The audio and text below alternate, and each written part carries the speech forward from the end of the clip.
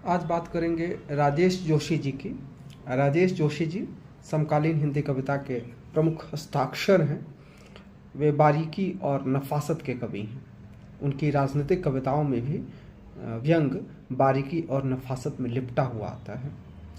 1 जुलाई 1946 को नरसिंहगढ़ मध्य प्रदेश में उनका जन्म हुआ। ईश्वर करे उन्हें लंबी उम्र मिले। उनकी कविताओं में साधारण जन की सबसे बड़ी ताकत जिद सर्वाधिक दिखती है और उनकी कविताएं भी जिद से भरी हुई होती हैं। प्रतिरोध के नए नए तरीके ढूंढना और उनके आधार तल में जिद है।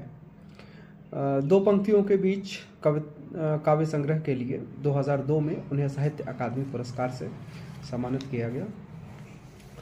और आज उनकी एक कविता पीठ की खुजली का काव्य पाठ मैं करूँगा। ये कविता कई लोग इसे बेसिर पैर की कविता मान सकते हैं, लेकिन कई बार साधारण सी चीज़ों के माध्यम से भी अपने प्रेम का इजहार किया जा सकता है। तो प्रस्तुत है कविता पीठ की खुजली।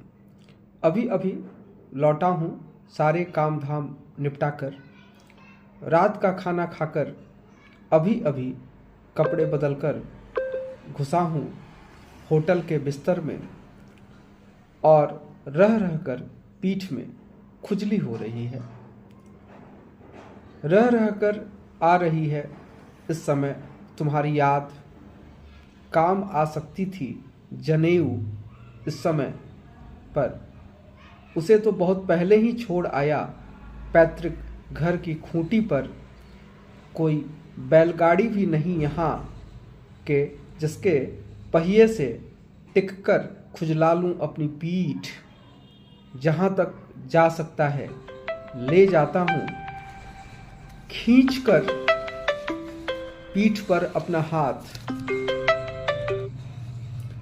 लेकिन यह नामुराद खुजली हर बार और आगे खिसक जाती है मेरे हाथ की पहुँच से। मेरे हाथ की हद के आगे से शुरू होती है तुम्हारी हथेली की याद। याद ने भी क्या कारण खोजा है आने के लिए घर से इतनी दूर इस गुलाबी शहर में। पीठ की खुजली, प्रेमिका जब वो पीठ खुजलाती है तो वो उसके माध्यम से